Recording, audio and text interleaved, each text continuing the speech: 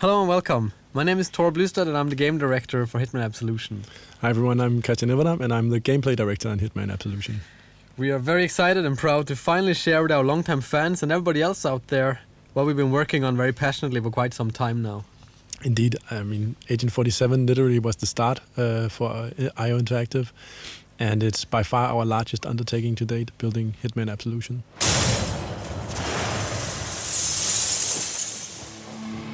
Yeah, so during the next minutes we'll talk you through a portion of the game that takes place in a dark and rainy Chicago, and we catch up with Agent 47 on a quite different type of journey to previous Hitman games.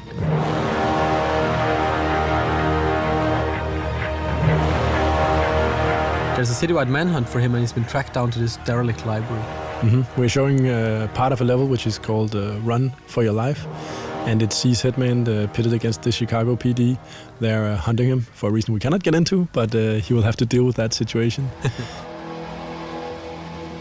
Glacier 2 allowed us to build the render also from scratch to fit with the art direction of Absolution, which is a more kind of a dense style. What we see in this playthrough is kind of a noir part of the game, which is following the story. The story and the art direction is quite closely linked, so that as 47 kind of goes through his journey throughout the game, the style of the game and the whole look will change with him. This is a derelict library, right? It's early in the game, and Hitman is seeing some hard times. And later, as he hopefully succeeds, the environments will change to reflect that, right? Yes, and also, I mean, this part of the game is called Run for Your Life. So this is where there's a manhunt. He's been compromised. He's on the run, and he starts empty-handed. So it's perfect for us to show off our mechanics in a natural way, where we kind of build up the character throughout this playthrough. And as you can see here, coming up is one of the new features we introduced in Absolution, which is Instinct. Yeah. As you've seen, Agent 47 can sense his enemies through walls, and he can see or try to predict the path they're going to take. And this feature is something that allows for actually looking at what the AI is doing in the 3D world instead of other places and trying to figure out what to do. But also it was also a feature that got added when the AI got so complex and hard to handle for us and the team. We needed some tools for ourselves to actually make sure that we could play the game. So we're thinking, how could we make it easier for the player to avoid this kind of trial and error where you just kind of stumbled onto an AI and they kind of just came down on you. Instinct is also an economy, right? So it fuels a lot of the abilities that Agent 47 has at his disposal. And this also means that, how much you use it will also depend on what difficulty you're playing the game. On the easier difficulties, it will be quite abundant. But on the harder difficulties, you have to really make some choices about what you want to do. Do I want to check for enemies? Do I want to use my disguise powers? Or what do I want to do? You can't find them if the lights... Yeah, I hear you. I hear you. Oh. We can see Agent 47 is messing around with poor Fisano. I think when this trailer went live, we got a lot of feedback on the Fisano character, right? Just that the Sarge is, giving a hard time, and why did we kill him and all that stuff. And obviously, we wanted to show just how much you can actually invest emotionally in a simple police officer, and by choosing to kill him in the end, you actually you kind of feel how much you're actually attached to this guy even if it's only for minutes, right? And obviously you are free not to kill him. It's perfectly up to the player, completely up to the player what he wants to do. Yeah, I mean we are kind of showing off one kind of version of a Hitman in our playthrough, but it's all up to the player when they eventually get their hands on this by themselves to choose which kind of Hitman they want to be here and how they want to play out. If they want to kill the Sarge because they think he's an asshole, that's perfectly fine. It might be a little difficult to get to him because he is kind of surrounded by cops, but it is possible. And if you want a little kind of poetic justice in your playthrough, knowing our players, I think quite a few will.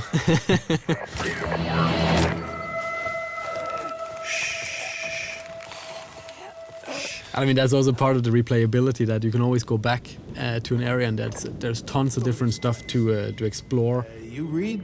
No, I can't say I do. Good. Waste your time. I also think it's interesting, right, that you have on one hand you have this kind of calm and collected Hitman or Agent 47 that will choose his battles and foreseeably avoid as much as possible, being quite emotionless. But on the other hand, you have the player who really wants to invest himself in the world, right? Killing the Sarge is not super professional, but it feels damn good. So what do we want to choose?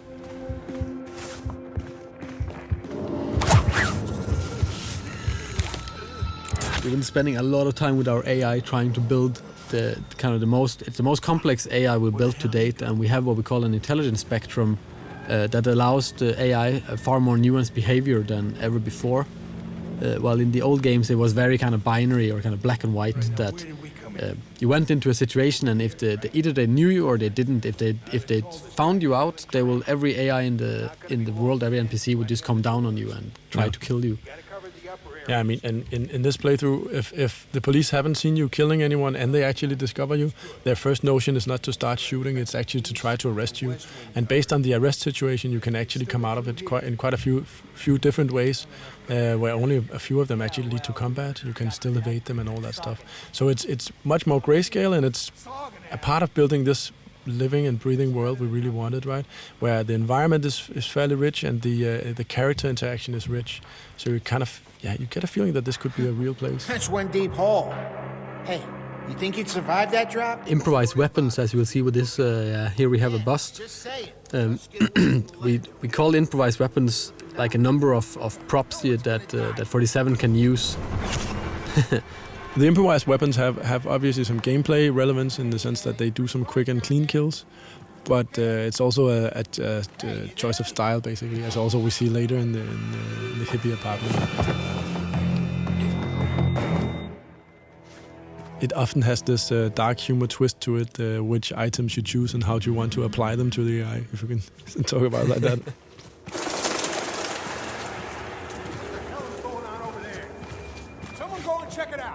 Got it, we're on it. We just saw Agent 47 scan the area with his instinct, and it actually also allowed him to see some of the environment objects that he can interact with.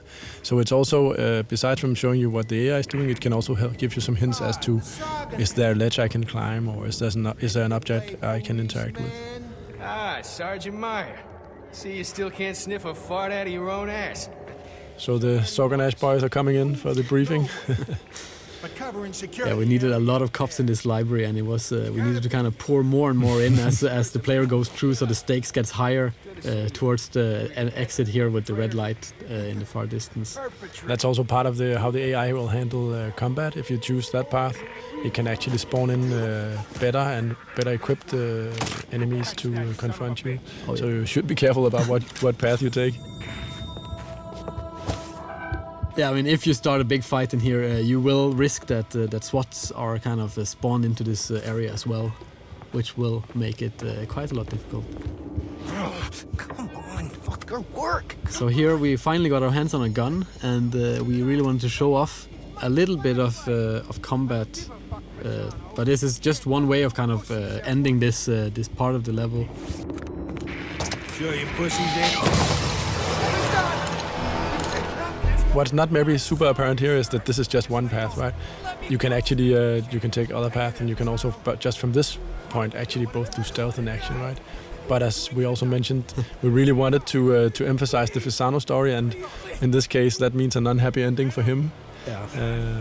But it's also good for drama. Not so good for him, though. No.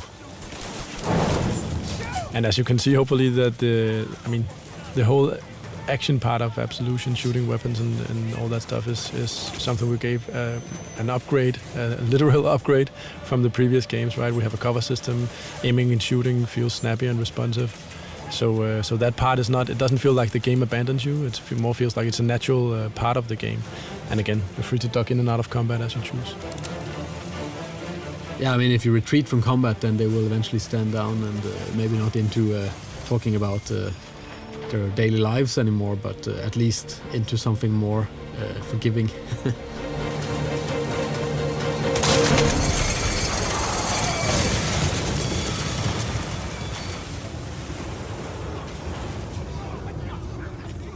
We're nearing a moment which I always find very nice, the reveal of the Chicago, right? The skyline. speaking of Glacier 2, I always, I really love the way the rain trickles down his head. It's really, the skin shade and the reflections there are pretty nice. Yeah, they have been spending a lot of time on that. Since we don't have hair on our main character, it's all about what kind of environmental effects we can make on him and his suit. So running from police, this is part of obviously the run for your life level. Agent 47 is hunted by police, and this is something we really wanted to show. Allow ourselves sometimes to just set the stage a little bit. And this is obviously a more tight linear sequence. But again, we're talking about NPCs and kind of characters of the game, and we really wanted a helicopter that was kind of like a personal helicopter, like it was humanized and not just like a hunk of metal with a huge gun.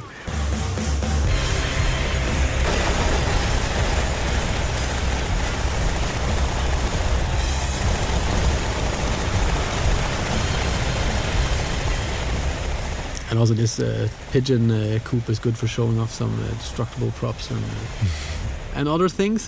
Destructible pigeons? Yes. That was something that came from the team. Oh yeah. I really didn't see that coming, but in the end it was a discussion of how many pigeons should be killed, if it was 4 or 2 or 6.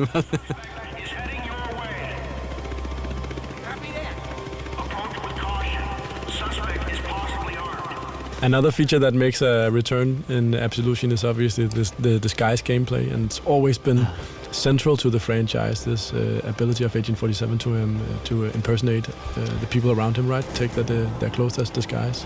But it's something also, I mean, we never really got the time to explore what this mechanic really could do, and we always wanted to do more with the disguises in the old games, but we never kind of found the time or had the people to do it. I really wanted this feeling of hiding in plain sight. That's been the theme throughout the talk of what do you do in a disguise. As we can see later, that's coming up. But also just the feeling of actually walking around where people don't really know who you are. It's quite powerful. It's an experience that is very close to the Hitman games. And as we can see, Hitman is slowly approaching the hippie apartment. And I think that's very interesting in terms of how do we build a new AI, what do we mean when we talk about doing new stuff. And in this case it introduces the concept of a trespassing zone. So the apartment here is actually a zone, and most people are actually allowed in there. The hippies are kind of very friendly, but if there's one thing they really don't like, it's obviously cops, as it says on the poster.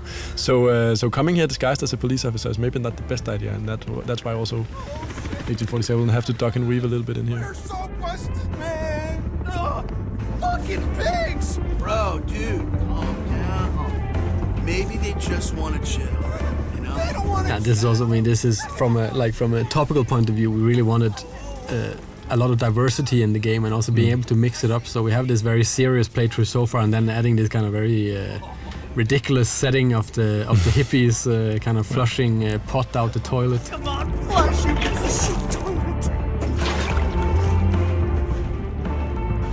It's a big part of Absolution is kind of trying for us to fit together the most kind of unexpected things for the player. So as they walk through the game, they never really know what's around the next corner, and they always would kind of want to play just to see what the hell is up next, right? Mm-hmm. And yeah, here's one of these improvised weapons, the bong, one of my favorites. Yeah, and you can see. Yeah, they're cool. You notice we have a small challenge also going off there, killing someone with a bong. And throughout the game, there are a multitude of different challenges you can try to pursue as a player. And this is also tied into all the different weapons, the improvised weapons and others, that the way you use them is also tied into all these challenges. So here coming up is actually the use of the instinct power while wearing a disguise. So this will allow Agent 47 to fool enemy AI for a brief period while burning off instinct. And yeah, one of the new things you can do in Absolution. Probably got called down. You going down? Wow. Characters is in general very important for us to have kind of pretty unique and interesting characters for the players to meet throughout the game. This guy is actually he's living here in Copenhagen. He's called Ola, I think.